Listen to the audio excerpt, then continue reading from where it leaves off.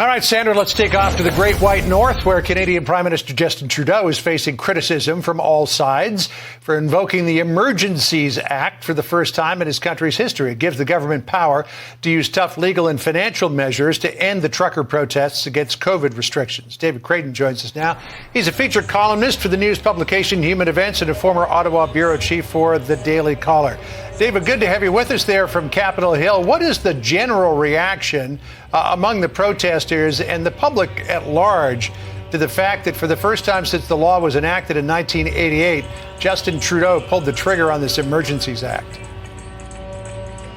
Well, John, once again, Justin Trudeau has overreached his authority. The Canadian Civil Liberties Association has said that this is an overreach of authority. There is no emergency here. I've been here for almost 3 weeks since this trucker protest began. There's the same sort of emergency today as there was almost 3 weeks ago, that being none. There is no emergency here. Justin Trudeau greeted this protest by calling these people terrorists, Nazis, domestic terrorists. He refused to meet with them. And now he's calling them domestic terrorists and wants to freeze their bank accounts. This has been absolutely outrageous. And everybody now is starting to agree that Justin Trudeau has lost this fight. If he tries to take these truckers out by force, if he freezes their bank accounts, he just looks ridiculous on the world stage. He already is appearing like an authoritarian, like a dictator. And using the Emergencies Act is just an absolute overkill. And I don't understand what he's thinking. He disappeared at the beginning of this protest. It's like he went away and watched all 6 volumes of The Matrix and came back and reacted in that fashion. He's not dealing with reality. These people came here in a reasonable, peaceable way, and he's acting like they're terrorists. He immediately began saying there's Nazi symbolism. I've seen none.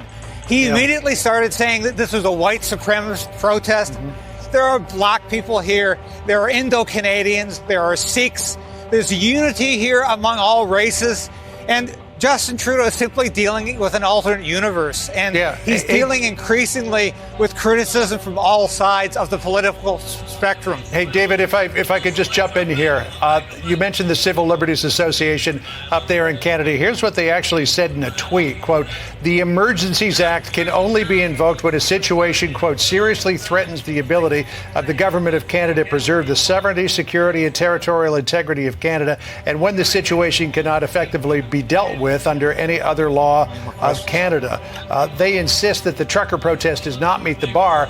The New York Post, with this editorial saying, quote, "Canada's Justin Trudeau just proved the protesting truckers right. Fine, send in law enforcement, the Mounties if need be, to clear out trucks snarling traffic, but freeze bank accounts, blocking donations under an anti-terror law."